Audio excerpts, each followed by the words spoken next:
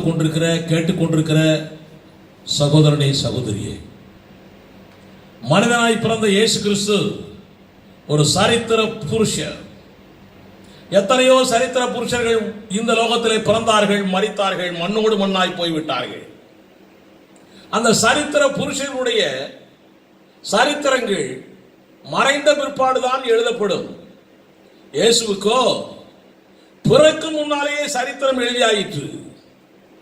கிட்டத்தட்ட 40 எழுத்தாளர்கள் பல சூழ்நிலையிலே, பல ஆண்டுகள் இடைவெளிக்கு இடையிலே, பல்வேறு இடங்களில் இருந்து எழுதப்பட்டதுதான் இந்த பைபிள். 66 புத்தகம் உள்ளது இந்த பைபிள்.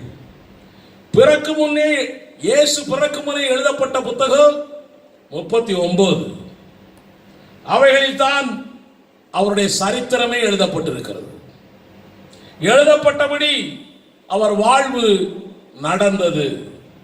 அவரது பிறப்பு, வளர்ப்பு, தொண்டு, மரணம், உயிர்த்தெழுதல் எல்லாமே எழுதப்பட்டபடியே நடந்தன. பிறப்பை பற்றி உங்களுக்கு சொல்லுகிறேன். கிமு 1450 இருந்து 1410 அந்த காலகட்டத்திலே வாழ்ந்த மோசே என்ற ஒரு ஆசிரியன் எழுதியிருக்கிறான், இந்த இயேசு ஒரு ஸ்திரீயிடம் பிறப்பார் என்று. இந்த இயேசு ஆபிரகாம் ஈசாக்கின் சந்ததியாய் பிறப்பார் என்று. இந்த இயேசு யூத வம்சத்தில் பிறப்பார் என்று அவன் சொன்னபடியே இயேசு பிறந்தார். சரித்திரம் அப்பொழுதே எழுதப்பட்டாயிற்று.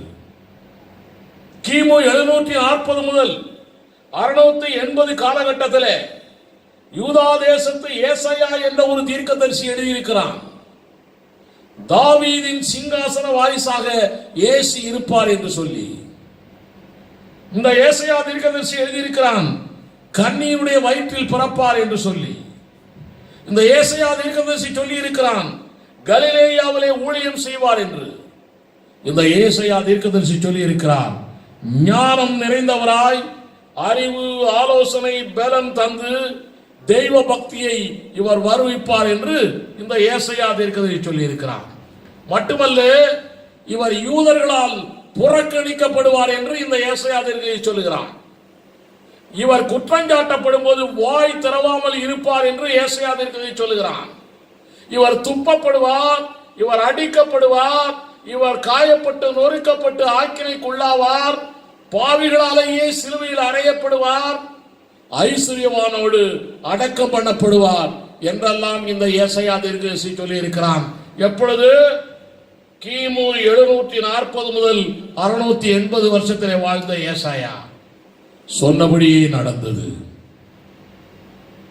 மீகா என்ற ஒரு தீர்க்கதரிசி கிமு 730 முதல் 686 காலகட்டத்தை எழுத்தாளர். இவன் சொல்லுகிறான், இயேசு கிறிஸ்து எப்பிராத்தா எனப்பட்ட பெத்லெகேமிலே பிறப்பார் என்று சொல்லி சொன்னபடியே அதே பெத்லெகேமிலே இயேசு கிறிஸ்து பிறந்தார். பிறப்பதற்கு முன்னாலேயே இவருடைய சரித்திரம் எழுதப்பட்டாயிற்று. இன்னும் சொல்லுகிறேன், கேட்டுக்கொள்ளுங்கள். கிமு 530 வாழ்ந்த தானியேல் என்ற ஒரு தீர்க்கதரிசி, ஒரு பெரிய எழுத்தாளன் எழுதுகிறான், இவர் எப்போது பிறப்பார் என்று எழுதுகிறான். அகஸ்திராயன் காலத்திலே, சரித்திரத்திலே முதலிலே அகஸ்திராயன் என்ற ஒரு ராஜாவுடைய, ரோம ராஜாவுடைய காலத்திலே, சரித்திரத்திலே முதலிலே பிறப்பு கணக்கு எழுத துவங்கிய போது இவர் பிறந்தார். இன்றைக்கு தான் நம்ம எல்லாம் கணக்கு எழுதுகிறோம், பர்த் சர்டிபிகேட், டெத் சர்டிபிகேட்லாம் வாங்குறோம். இயேசு பிறந்த காலகட்டத்தில் தான் அது ஆரம்பமாயிற்று. இதை தானியேல் தீர்க்கதரிசி சொல்லுகிறான், அவர் எப்போது பிறப்பார் என்று. அப்படியே நடந்தது. அவருடைய வளர்ப்பை பற்றி சொல்லுகிறதை பாருங்கள். பிறப்பை பற்றி நான் சொன்னேன், அவருடைய வளர்ப்பை பற்றி சொல்லப்பட்ட காரியங்களை பாருங்கள். கிமு 715 வாழ்ந்த ஓசியா என்ற ஒரு தீர்க்கதரிசி எழுத்தாளன் சொல்லுகிறார், அவர் வளரும் பொழுது, குழந்தையாய் இருக்கும் பொழுது எகிப்துக்கு கொண்டு போகப்படுவார் என்று சொல்லப்பட்டிருக்கிறது. அவர் பிறந்தது இஸ்ரவேல் தேசம், ஆனால் அவர் கொண்டு போகப்பட்டது எகிப்து. ஒரு பாஸ்போர்ட் இல்லை, விசா இல்லை. அன்றைக்கு அந்த தீர்க்கதரிசி எழுத்தாளன் சொன்னான், சொன்னது சொன்னபடியே நடந்தது. ஏன் அவர் எகிப்தை கொண்டு போகப்பட்டார் தெரியுமா? அவர் வாழ்ந்த பொழுது ஏரோது ராஜா குழந்தைகளை எல்லாம் கொல்ல நினைத்தான், கொல்ல உத்தரவிட்டான்.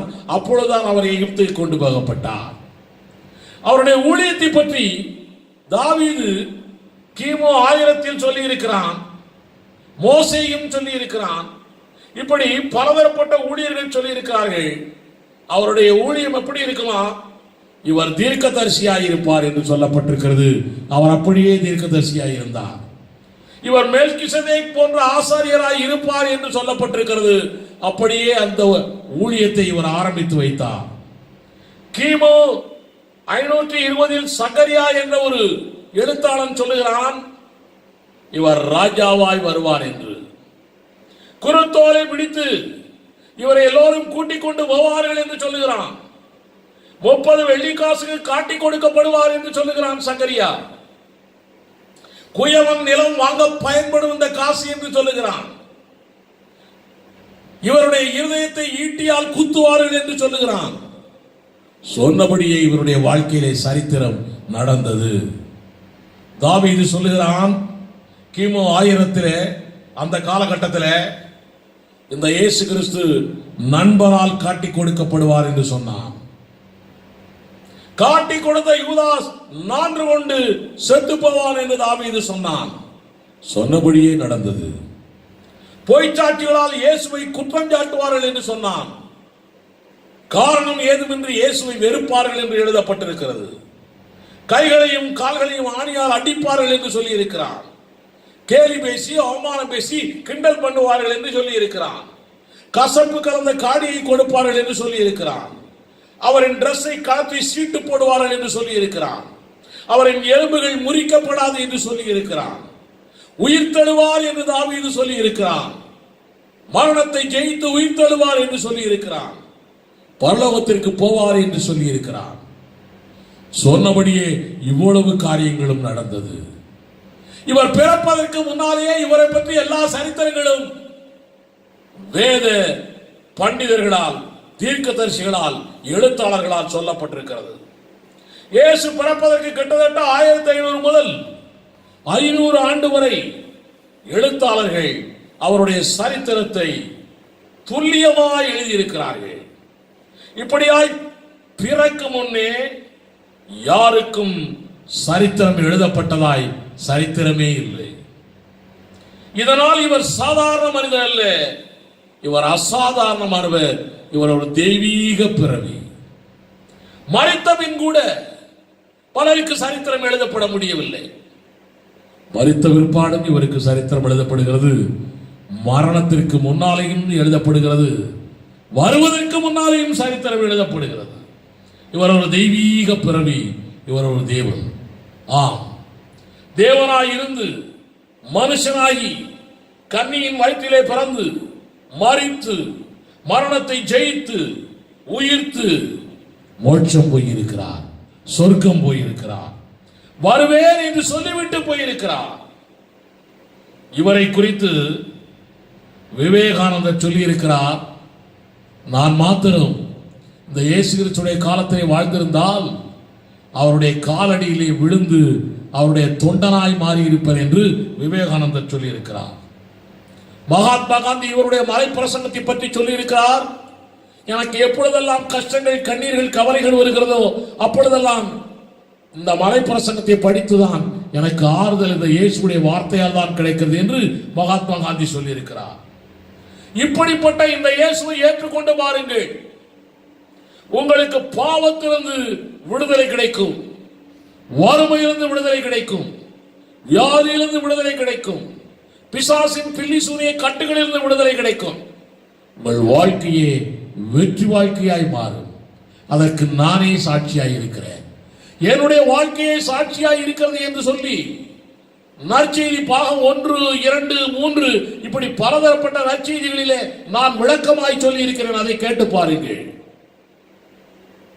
வருவதற்கு முன்னாலேயே, பிறப்பதற்கு முன்னாலேயே சரித்திரம் எழுதப்பட்ட ஒரு சரித்திர நாயகனாம் இந்த தேவன் இயேசு கிறிஸ்துவை இன்றைக்கு நம்பி பாருங்கள். இந்த செய்தியை கேட்டுக்கொண்டிருக்கிற சகோதரனே, பார்த்து கொண்டிருக்கிற சகோதரனே, சகோதரியே, இப்பொழுதே ஒப்புக்கொடு. உன் வாழ்க்கை வெற்றி வாழ்க்கையை மாறப்போகிறது. இயேசு நல்லவர். ஆமென்.